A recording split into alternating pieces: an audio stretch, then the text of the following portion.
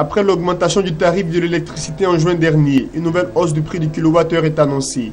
Le prix du kilowattheure, il faut le rappeler, a connu une hausse de près de 40% les 5 dernières années. Pour contenir les problèmes de coupure ou les délestages, la production électrique de la Côte d'Ivoire a connu un accroissement. Une augmentation qui n'a pas été sans répercussion sur la bourse du consommateur.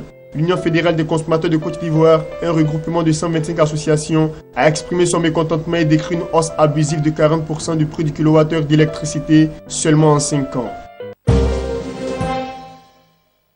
La société ivoirienne de production animale a inauguré une usine d'alimentation à Yamoussoukro en présence du Premier ministre Daniel Kablan-Duncan. Le groupe agro-industriel a investi 5 milliards de francs CFA dans ce projet de fabrication d'aliments pour volailles. Le site débute ses activités avec une capacité de production de 120 000 tonnes par an. Les produits seront commercialisés sous la marque Ivograin.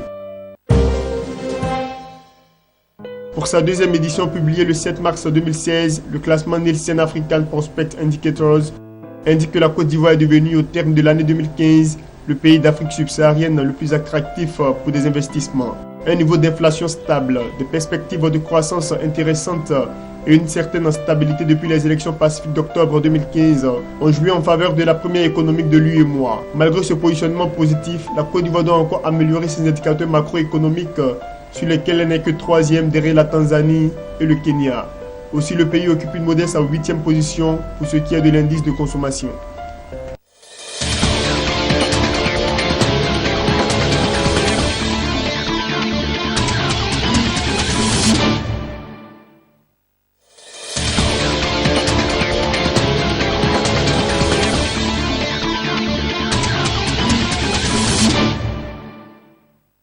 Le directeur général de la BRVM, Edokossi Aminumve, a été réélu en fin de semaine dernière président du Conseil pour l'intégration des marchés de capitaux ouest-africains.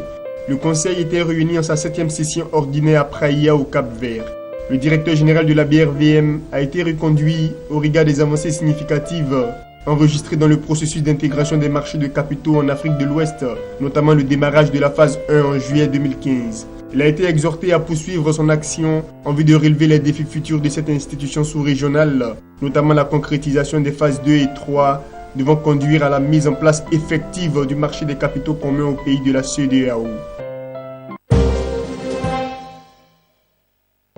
C'est une injustice qui pourrait bientôt être réparée. Le Zimbabwe prévoit d'indemniser les fermiers blancs expropriés lors de la réforme agraire lancée par le président Robert Mugabe dans les années 2000, a annoncé récemment le ministre des Finances Patrick Shinamaza. Le gouvernement a même démarré l'évaluation de la valeur des fermes pour déterminer le montant des indemnisations. Sur les 6000 fermes saisies, 1500 ont été déjà évaluées. Cette information sur l'indemnisation des fermiers blancs est tombée au même moment où le FMI demande au Zimbabwe de mener des réformes économiques en marge d'une reprise de son aide financière.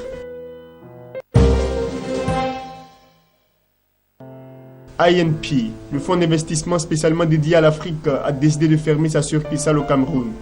Avec 75 millions d'euros sous gestion, INP revendique l'accompagnement d'une soixantaine de petites et moyennes entreprises PME reparties dans 15 pays africains. Malgré la fermeture de sa succursale camerounaise, INP continue de financer des entreprises africaines responsables à forte valeur ajoutée locale et capables de développer une activité rentable et durable au Burkina Faso, en Côte d'Ivoire, au Ghana, à Madagascar, au Maroc et au Sénégal. Il jouit de la confiance d'investisseurs institutionnels privés ainsi que de certaines fondations, notamment Pro Parco et la BAD.